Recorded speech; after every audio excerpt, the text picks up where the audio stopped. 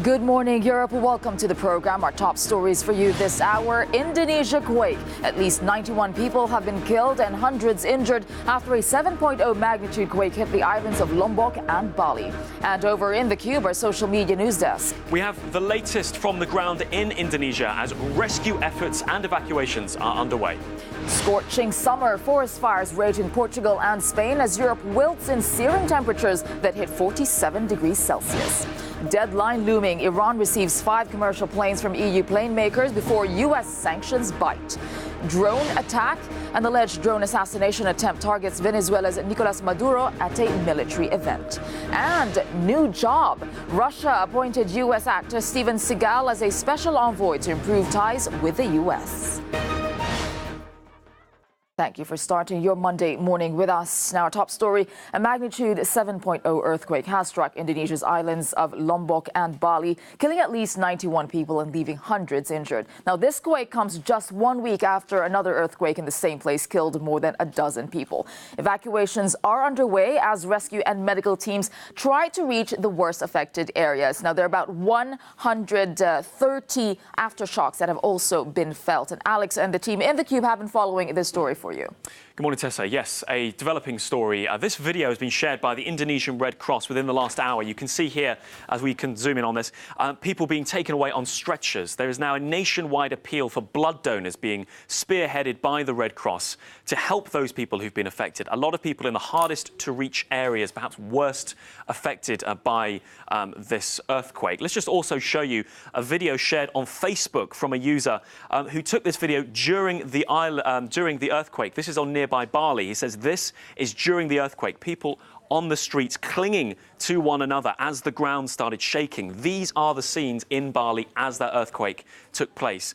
Obviously, you can imagine that is a terrifying scene to be in and to watch even from this distance. Well, photographs emerging from the nearby Gili Islands of the extent of the damage. You can see here homes totally destroyed by this earthquake, this deadly earthquake. And here in this photograph are people waiting on the beaches, waiting for evacuation boats to take them away from this area. There's also, it's worth saying, Indonesians themselves sharing photographs we cannot show you because they are too graphic. People very badly injured and a lot of destruction. This user on Facebook saying that his home was destroyed and really pleading for help. The images that he shared, we can't show you. They are unfortunately too graphic. And I mean, this story is developing all the time. I just want to just perhaps bring you up some other things here. Someone else, another Indonesian user here, begging for help, saying, help, help, please. So many people are injured. We need help. But there's also people from elsewhere in the world who are living in Indonesia, but also who are visiting. Let's just show you this from Liam here. Liam is an Australian who is saying he's in one of the hardest hit areas. He's currently on the highest point of the Gili Islands, saying that he is trying to avoid any potential tsunami. Now, after the earthquake hit, there was a fear that that could bring with it a tsunami. That warning seems to have passed, but people like Liam went to the higher ground to try and avoid any dangers. Matt here, who's another Australian, tweeting about his experience, saying, as soon as the ground started rumbling and shaking, his heart started pumping and he ran faster than he'd ever run before. And then there's a British person over there as well, Baxter here, sharing on Facebook that this is, that a lot of, they are okay, but there's been significant damage to the buildings around them. So with this damage and these efforts underway to help the people most affected, there's now an international response coming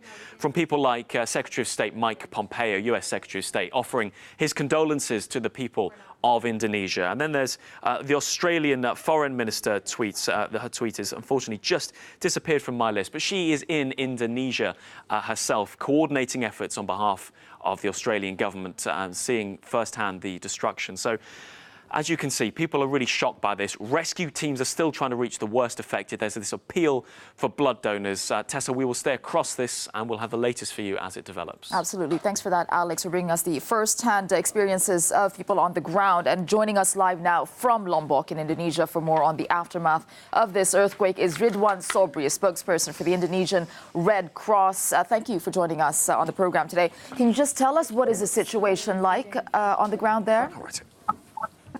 Yeah, the situation now is still people are worried going back to home, so they are really scaring to going back, and some of the telephone infrastructure also still cannot be reached in some area. So more people are still, they still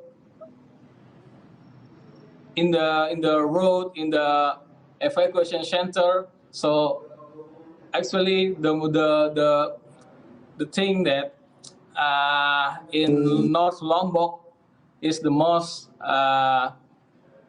worst area in Lombok. Is it difficult to reach the areas where many people are stranded? Perhaps is it hard to get there? Yeah, there is some road that block the road. There's a slide, some of in the mountain area, in the hill area. So there is, so we need to take time to get there. Okay, and what about those, you were talking about evacuation centers. What kind of setup has been made? The people who've been affected, are they all being taken care of at the moment?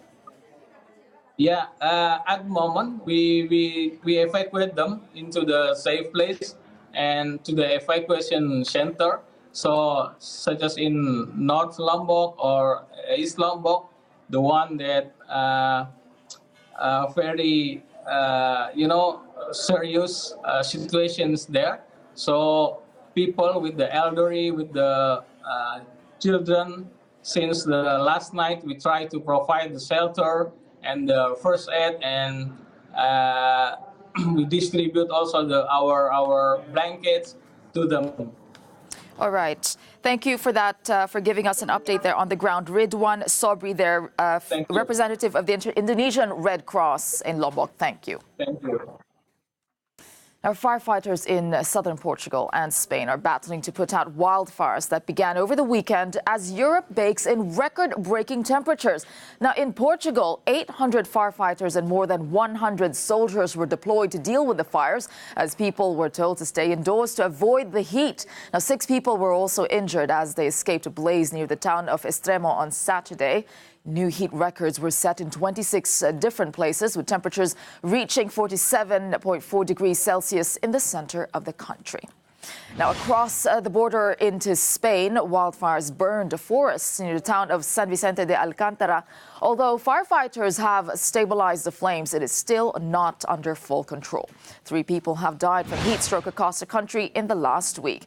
And on the motorways in France and the Netherlands saw huge traffic jams as the intense heat began to melt asphalt. Authorities on both sides of the Baltic Sea in Sweden and Poland have warned against wild swimming after the heat led to a huge bloom in toxic algae. And farming authorities in Denmark are considering suspending legal deadlines on seeding as 20% of harvests face critical conditions. Now, in France, 67 regions across the country are on orange alert as Europe's heat wave rages on. Nuclear power plants have been shut down as higher than normal river temperatures mean they are unable to cool reactors down. The health minister, Agnès Buzyn, has called for vigilance as the heat takes its toll on young children. And warnings from the Weather Office say that for France, the worst is yet to come. Well, joining us live from central Paris is Euronews correspondent Annelise Borges. Annelise, can you just bring us up to speed on what the latest warnings are? Well, authorities have been asking people not to spend any time outside between the hours of 11 a.m.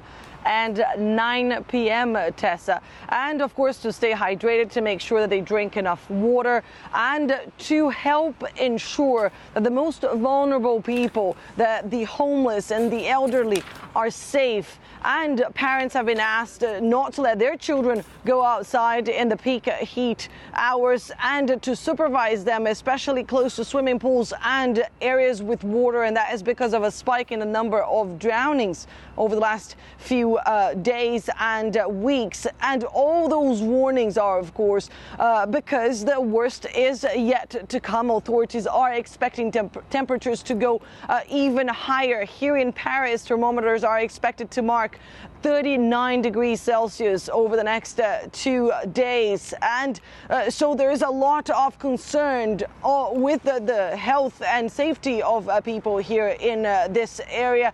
Authorities have been complaining about a certain amount of recklessness among the population. You can see people are exercising around me. They've been asking people not to do that, to avoid any kind of strenuous activity. They've been citing, of course, the case of that elderly man in the south of France that suffered a heart attack because he was mowing his lawn in the heat of the day on Saturday. Saturday, that was the hottest day in this country since a heat wave in 2003 killed thousands of people, especially elderly people living on their own. And that is exactly what authorities are trying to avoid this time around. They've been asking people to all get engaged and to make sure that the elderly, the homeless are safe. And of course, to behave a certain way to avoid even more casualties. All right, thank you for that, Annelise Borges, reporting there from central Paris. Well, as Portugal recovers from record-breaking temperatures, 15 villages in the Algarve region are evacuated as wildfires have consumed more than 1,000 hectares of forest. Most regions remain on alert amid Iberia's most severe heat wave since 2003. And joining us live from Porto is your news journalist, Filipa Soares. Filipa, can you just tell us what is the latest on the fires? Good morning. There's a major fire still going on in Algarve, southern Portugal. No one could sleep in the Monchique area tonight because of this fire, which has started on Friday. 15 villages have been evacuated because Portuguese authorities, they couldn't face the risk after more than 100 people were killed in two major blazes last year. But the firefighters have been facing huge difficulties to battle the fire in this area because of the lack of accesses to the forest in some points. So this means that it seems that the Portuguese authorities haven't done properly the homework to prevent situations like this, even after the last year's tragedy. The population of this area, they can't understand how they are facing another huge fire because they have been through this in 2003, so 15 years ago. I must underline, as you said, that Portugal has faced a heat wave in the last days. The Portuguese Weather Agency announced that 1/3 of the meteorological stations have broke record temperatures. The highest one was in Alvega, 46.4. Alvega is like a small place 120 kilometers away from Lisbon. So this is the situation, the most situation. Yeah, sorry, just wanted to ask you, Filipa, what about moving forward? Is there going to be any relief, the forecast for the next week, for example? Today, the temperatures are already starting to decrease. So this will help, normally will help the firefighters, and the humidity is going to increase as well. And as soon as the sun rises here in Portugal, the firefighters will have the help of the aircrafts. So this can maybe help to improve and to control the fire, but at this point, no one can predict whether fire is going to be controlled in the next hours or during the day. Indeed. All right. Thank you for that, Filipa Soares, their correspondent, reporting there. Thanks. And still to come for you on Good Morning Europe, a vintage plane crashed in the Swiss Alps on Saturday, killing all 20 people on board. And as the Trump administration prepares to reimpose sanctions on Iran, we'll look at what the new economic measures could mean for the EU and Tehran. We'll have more after the break. Your top stories on Good Morning Europe. 91 people are dead after an earthquake in Indonesia. Dozens have been injured and thousands left homeless on the island of Lombok as the search for survivors continues. The United States is set to reimpose sanctions on Iran from tomorrow, creating fears of economic hardship for Iranians and uncertainty for businesses wishing to trade with Tehran. European plane maker ATR delivered 5 aircraft to Iran Air over the weekend to beat the sanctions deadline. Like other Western plane makers, ATR relies on components that come from the U.S. and may not now be able to deliver other jets that had been ordered. Meanwhile, the prospect of new sanctions is prompting anger on the streets of Tehran. The US is acting from a position of force. None of their actions are based on logic or calculation. We can't count on them. Consumer goods are already up 20 to 25%, and they'll only go higher as sanctions come into effect.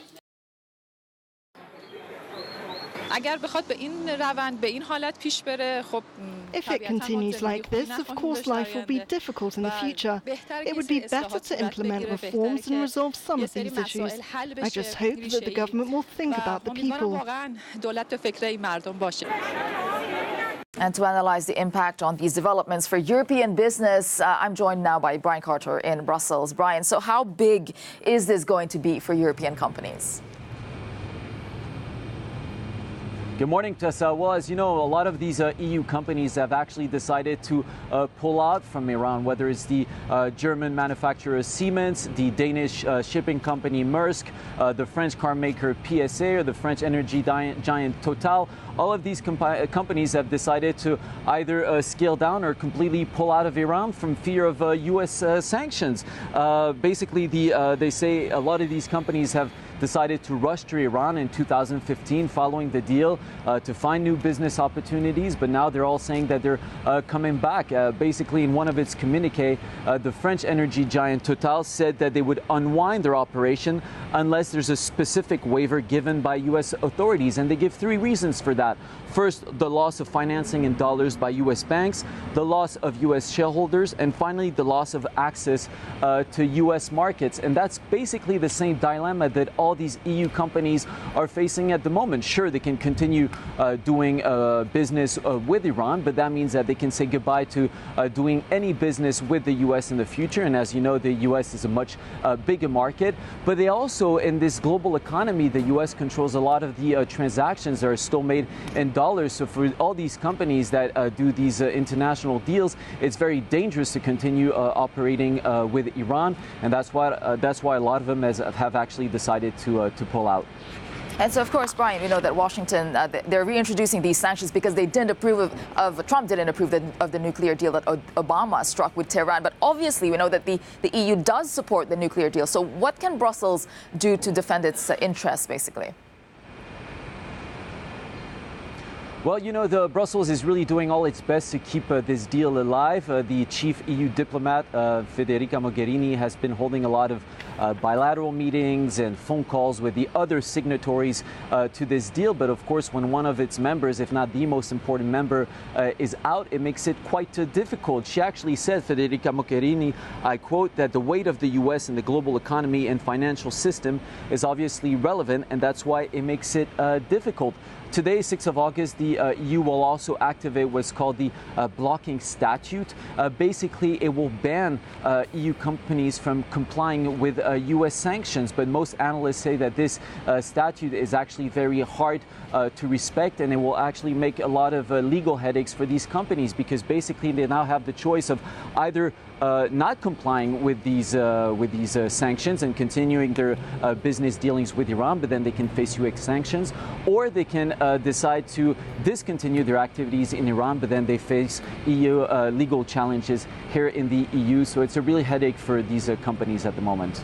All right. Thank you for that. Brian Carter reporting there from Brussels. Thanks. All 20 people on board a World War II era plane were killed when it crashed in the Swiss Alps at 5 p.m. on Saturday, according to the police.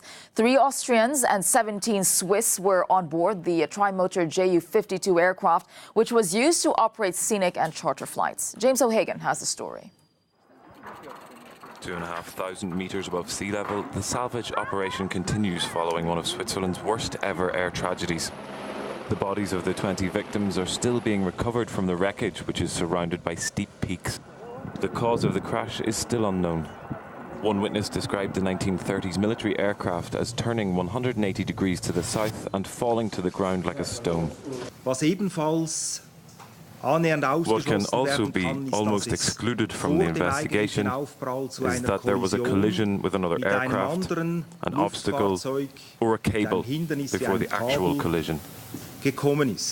The aircraft wasn't equipped with a black box, and the remote alpine location meant that there was little radar monitoring. Neither foul play nor broken parts are suspected. And there was no comment on the recent high temperatures affecting the engine. The 35-hour check had been carried out at the end of July, so basically 5 hours after the maintenance check, it was flying to Locarno, and during the last maintenance check, no defect or anything could be found. It's been one of the worst weeks in Swiss aviation history. Also on Saturday morning, a family of 4 were killed when their plane crashed in a forest in central Switzerland. A week earlier, a light aircraft accident in Canton Valais claimed the lives of 4 people. James O'Hagan, Euronews. And still to come for you on the program, the U.S. denies any role in the assassination attempts on Venezuelan President Nicolas Maduro, and so far 6 people have been arrested. We'll have more for you after the break.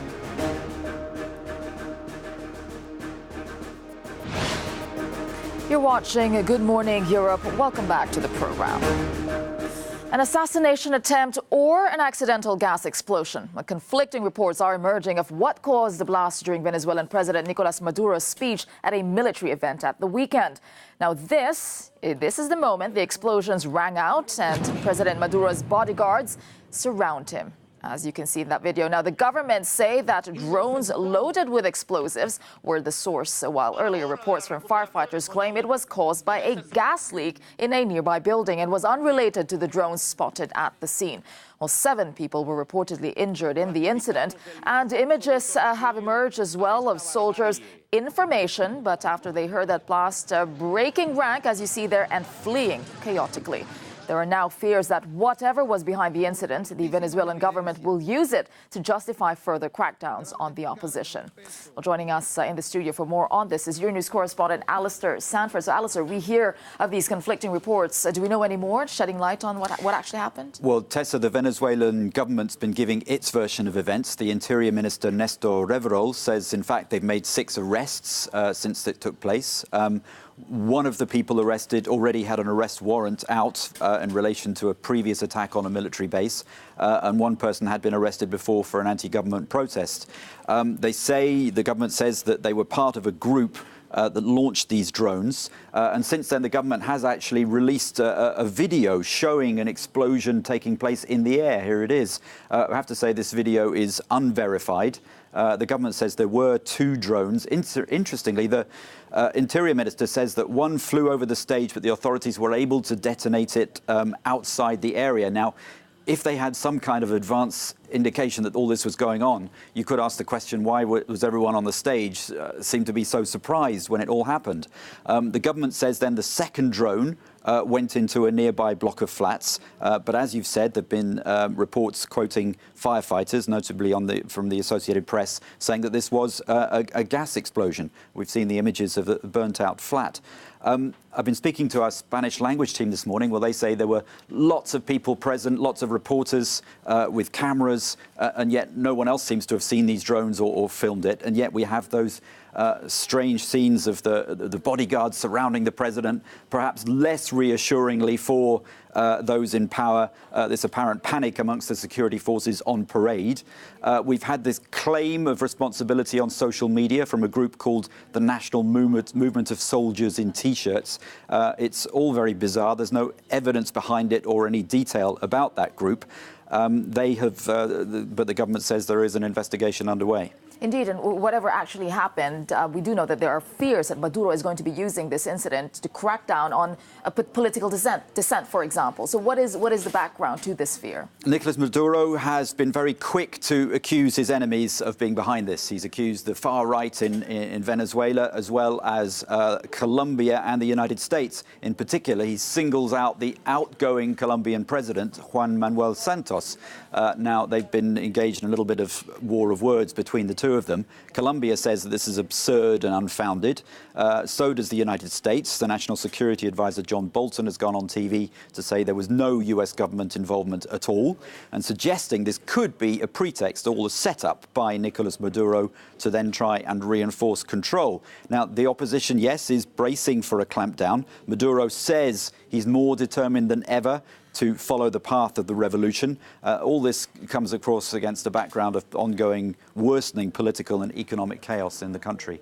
All right, thank you for that. Correspondent Alistair Sanford, thanks. Now, Saudi Arabia has expelled Canada's ambassador in retaliation for criticisms from Canada over alleged human rights violations. Riyadh said it's also suspending all talks on trade and investment. The Canadian Foreign Minister, Chrystia Freeland, had called on Saudi Arabia to release jailed civil rights activists. And wildfires in California have claimed their 9th victim, a 21-year-old electricity worker who was killed while attempting to restore broken power lines. The blazes are continuing to spread and are now the 5th largest in the state's history. The mayor of Hiroshima says self-centered nationalism is contributing to a rise in international tension unseen since the end of the Cold War. Kazumi Matsue made his comments at a ceremony to mark the 73rd anniversary of the nuclear bombing of Japan. All right, now we will leave you with today's no comment from Portland, Oregon at a far-right rally and counter-protest.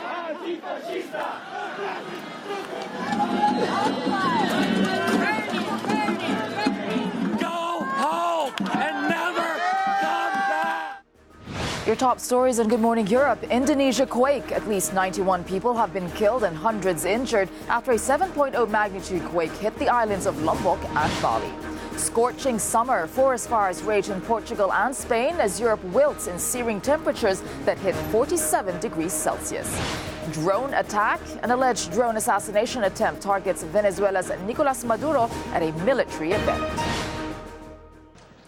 As temperatures across Europe continue to soar, more and more countries are issuing health warnings and urging people to stay indoors during the hottest parts of the day. But with little or no respite from the heat, the weather is proving particularly dangerous for the continent's homeless. Andrea Vajtovic followed a group of volunteers in the city. Indoor with parks and on the streets of Paris, the heatwave is taking its toll on those that sleep rough night after night.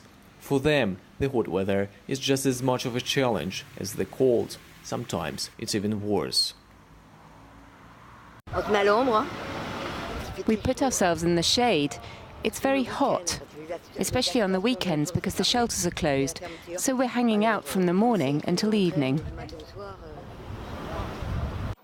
We are dead, you see it. We are handsome, that's true, but dead. I'm homeless since 2004. I have a wife, children, we are all on the streets. Associations and volunteers are mobilized. They are the first ones to help. The idea is that everyone comes with some money, 3 to 4 euros maximum. We split up, each of us goes to different streets.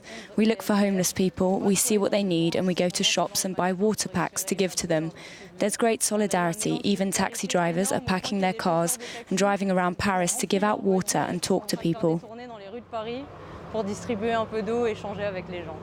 The night before, this young woman posted a tweet calling for concerned people to join her. So now we are going to follow this group of people that I found on the internet, on Twitter today. They're actually volunteers and they're going to distribute some water to the homeless people on the streets of Paris. Yet the city's politicians say there is adequate provision and that they have learned their lessons from the 2003 heatwave, when more than 19,000 people died in France. During the winter, it's the nighttime which causes problems. At the moment, it's the daytime. It's the intense heat which is problematic for homeless people. The important thing is to open day shelters, which is what we've done.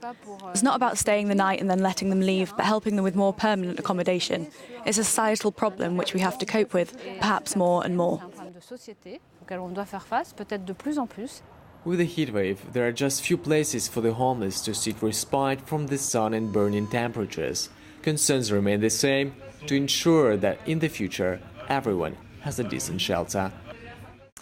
Andrzej Wojtowicz reporting there. Now, the extreme temperatures certainly have had people talking. We are talking about it. It's extremely hot indoors, and it's taken its toll on people, animals, and the landscape. Alex has this part of the story. Alex? Tessa, people across Europe talking about this, talking about the impact it's having on their lives, their animals, their homes. And let's just bring you up a tweet here from Portugal. We saw over the weekend the wildfires and those scorching temperatures. Well, this 18-year-old user on Twitter saying it's 40 degrees and they've positioned 4 fans around every part of the house to try and get the air flowing. And a lot of people here desperately relying on these kind of appliances, putting iced bowls in front of them, just trying to bring the temperatures down low enough, particularly troubling for the elderly and young children. People trying to get them to sleep at night, making sure they can sleep through the night. When the temperatures are this high, that's a worry. But then also, a lot of you concerned about your animals, the welfare of animals. Let's not forget, they're a big part of our families too. Well, police in Zurich have tweeted pictures showing police dogs that they have put shoes on the feet of these dogs. They've launched a campaign which is all about getting dog owners to be aware of how hot the asphalt is. We've seen it melting in parts of the continent. Well, they're saying if you're walking your dogs without shoes on, they could be burning their paws. So there's advice from police here to also test the temperature of the asphalt. If you have animals, to test it before you take them out walking with the back of your hand, waiting for roughly 5 seconds just to see how warm it is.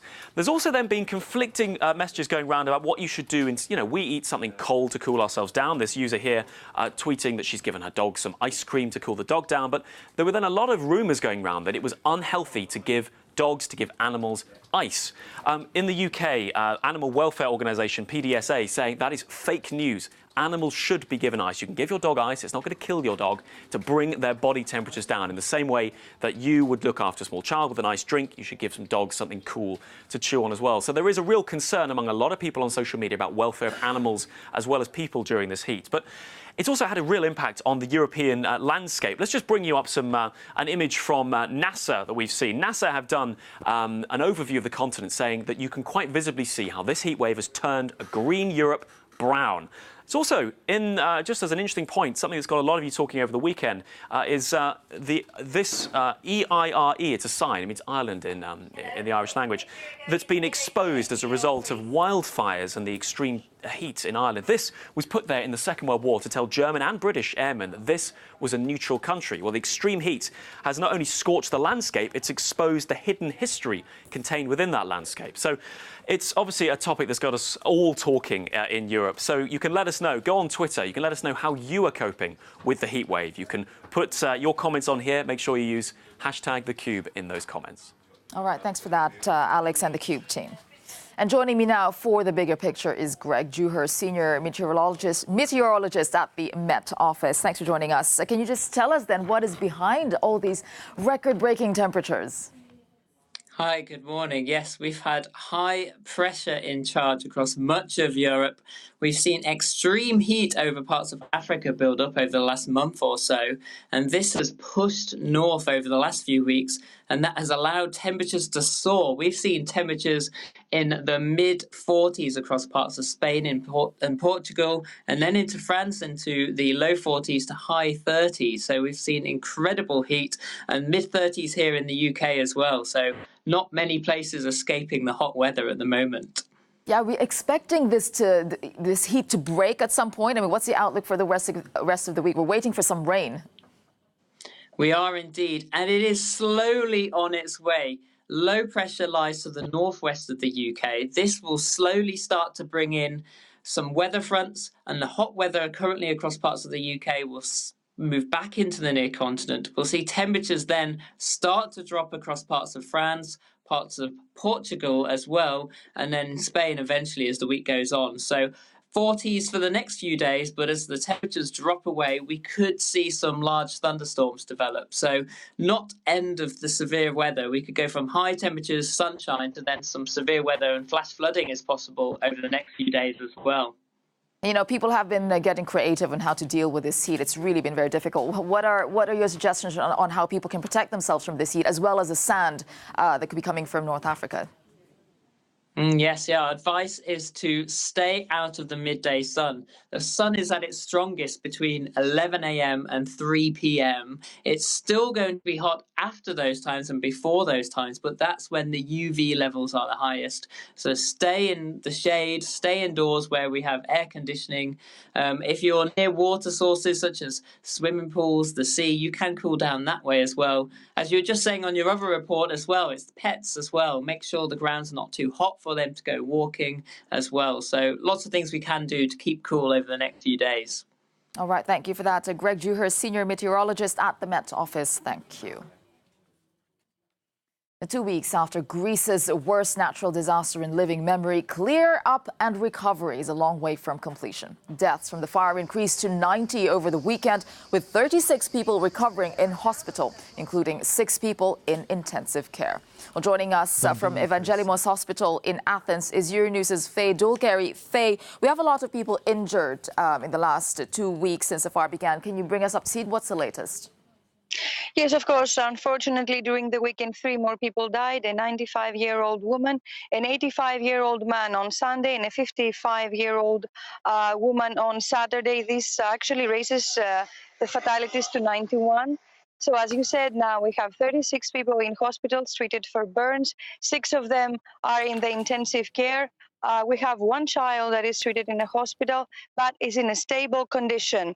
The total number of the dead people includes 2 unidentified bodies who haven't yet been sought by their families. Yeah, and Faye, the government, there's been a minister that's resigned already. Do people feel like enough has been done? Yes, during the weekend, and in spite of the fact that in the beginning the government said that they made no mistakes handling the situation, the one minister resigned, the minister in charge, Nikos Toskas, who had said in the beginning that he was trying very hard to find mistakes and he couldn't find any. Plus, yesterday the Prime Minister's office announced the replacements of the heads of the police and the fire department, in spite again of the fact that in the beginning they said that they handled the situation by the book. All right, thank you very much for that. Faye Dulgari there, reporting from Athens. Thanks. And still to come for you in Good Morning Europe, odds on for a no deal. International Trade Secretary Liam Fox thinks the chances of a no deal Brexit are now 60-40 and says that it's the EU's fault. We'll be right back after the break.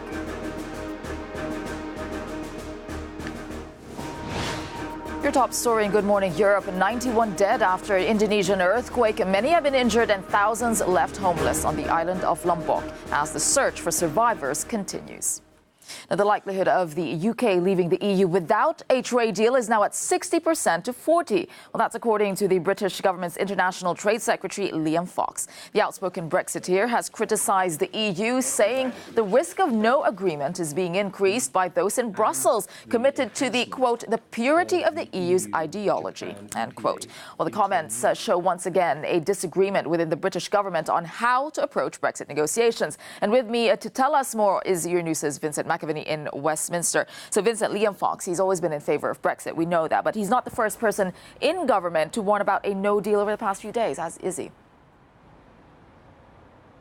Good morning, Tessa. Well, Liam Fox, the Trade Secretary, said last year around this time that doing a trade deal with the EU would be one of the easiest in history. Well, he's definitely changed his position on that, and he's been widely ridiculed in the past 24 hours for this apparent U-turn, saying that he thought crashing out of the EU without a deal was now at 60-40. Now, he himself hasn't been responsible for the negotiations. That was David Davis, and it's now the Prime Minister. He is looking at other deals around the world, but it is quite a step change from him. Others in the government saying similar things, and it comes after Mark Carney, the Bank of England governor, also warned on Friday that the likelihood of no deal was too high, and he reminded politicians that based on the stress testing predictions that they have done at the Bank of England, that prospect should be avoided at all costs for the sake of the economy.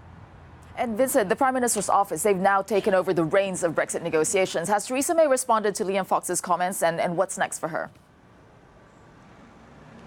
Well, there was a quick statement issued yesterday by Downing Street rebuffing what Liam Fox had said and saying that they were on course for doing a deal and that they were working hard towards getting one done. Now, Theresa May last week, of course, cut short her holiday to visit French President Emmanuel Macron at his summer residence in the south of France. He is one of the toughest critics of her plans. He's very pro-EU. It doesn't really seem, from what we've heard so far, like he's had his mind changed very much on this. But we'll see Theresa May in the next couple of weeks going, we think, once again on her annual Swiss hiking holiday. But she'll also, we think, be dropping in on a couple of other European leaders to chat Brexit, even if they don't want that or not on their summer holiday. She needs to try to sell this deal. It is indeed a working summer for them. Thank you for that, to Vincent McAviney there in London. Thanks. Germany's Interior Minister Horst Seehofer has called on other German states to follow Bavaria's lead in establishing more so-called anchor centers for migrants. In an interview broadcast on ARD yesterday evening, Mr. Seehofer called for the creation of more centers, the first of which opened on Wednesday. He insisted that he expected support from Angela Merkel on the issue, and it follows the pair's recent conflict over migrant policy. In my view, we should have been able to send these people directly back at our border. But the coalition did not want that. They are in talks on a returning procedure with those countries mainly affected, like Greece and Italy. Well, we're joined now by our correspondent Jessica Saltz in Berlin. Jessica, can you please first explain to us what are these so-called anchor centers? Well, Tessa, the letters in the German word anchor stand for arrival, communal distribution, decision and then repatriation. Ultimately, the different steps that asylum seekers would go through when their asylum request is being processed, when they're being held in one of these centres, when it will be decided whether or not they would be allowed to stay in Germany or return either to another European country where they were first registered or to their original country of origin. But there are lots of questions that remain about how exactly these anchor centres would function, how long asylum seekers would be held there, and lots of humanitarian questions. For example, would asylum seekers be too isolated from the German community and population for too long? We heard, of course, Horst Seehofer defending anchor centres last night during this interview. Anchor centres were part of his so-called master plan for migration. He also called on his coalition partners, Andrea Nahles of the Social Democrats and Chancellor Angela Merkel, to really in earnest now push for more of these centres to be open in other areas of Germany. Jessica, after this recent conflict between Seehofer and Angela Merkel, there was a sense that there's been a compromise reached. So is this new a statement from Seehofer, does it mean renewed pressure on the coalition? Well, Seehofer got in a few digs at Angela Merkel in last night's interview, and I don't think this was any surprise. He's known for being quite disagreeable and quite stubborn, and of course he very publicly criticised Angela Merkel in the recent public crisis that threatened the government. This isn't really going to ruffle Angela Merkel's feathers. She, for her part, has been downplaying any residual tensions, and to be honest, the only one who's really affected by Seehofer's comments seemed to be Seehofer himself. His disagreeable nature is not reflecting very well on him in the polls. In fact, Germans recently in polls saying that only 27% of Germans think that Horst Seehofer is doing a good job, as opposed to 46% who think that Angela Merkel is doing a good job. So perhaps Seehofer would be wise to learn a bit from Angela Merkel's diplomacy. All right, thanks for that, Jessica Saltz, reporting there in Berlin. Thanks. And still to come on the program, Russia has appointed the U.S. actor Steven Seagal as a special envoy to improve relations with the United States. We'll have more on that story after the break. You're watching Good Morning Europe. Welcome back to the program. Our next story, the U.S. action star Steven Seagal, he's been given a new mission from Moscow to repair relations between America and Russia. Now, that's got a lot of you talking on social media. Alex, what are people saying? Well, we know you're a fan of the high-octane, adrenaline-fueled action movies, Tessa, but many of you are. Steven Seagal, a legend of martial arts cinema, you could say, really came to the big time in the 80s and 90s in films like Under Siege. Well, he's made no secret of his fondness for Russia. He was made a Russian citizen in 2016 and has often spoken positively about Russia. He's a personal friend of Vladimir Putin as well. Well, in his latest role, you can see him here shaking hands with Vladimir Putin. He's been announced as a special special envoy to the United States from Russia, aiming to repair and improve relations. And in the official statement from the Russians, they say it's in the humanitarian sphere. It's not a paid role. They hope that he will improve communications between Moscow and Washington in the humanitarian sphere. But also that would cover things like youth groups, cultural exchanges, this sort of thing. Now, that's been greeted with a real mix of reactions online. First of all, the investigative journalist, documentary filmmaker Louis Theroux just tweeted the word "what?" Then there's other people like George here saying that, why doesn't Canada appoint Justin Bieber? Suggesting Steven Seagal's not a serious figure. But there is another side to this discussion, and that is from journalists and filmmakers like Karim Zidan here, saying that Seagal has acted as an unofficial celebrity spokesperson for Putin for years, saying that he spoke up for Putin during the Crimea annexation crisis, and that has given him this privileged position in Russia. He was awarded citizenship because of that. So a lot of people picking up on this and saying, actually, what Seagal is doing is legitimizing what many people in the West, at least, see as Vladimir Putin's actions which are not in line with international law. And then there's how the Russians are reporting it. Well, the TASS news agency, there's no hint of this being funny at all here, saying that Seagal is going to use his role to push for peace. So there is a real divide of opinions. What do you think? Is Steven Seagal the kind of man we need who's not really a politician who can bridge the gap? Or is this appointment a bit of a joke? You can let us know your thoughts using #TheCube. And just to get it out there, we all know you're a much bigger fan of Steven Seagal. Thank you for that, Alex. And thank you for joining us on Good Morning Europe. Do stay with Euronews for all of your top stories. And we'll leave you with today's no comment from Lorient in France, where 70,000 people gathered yesterday for the 48th Anti-Celtic de Lorient, an annual parade that celebrates Celtic nations.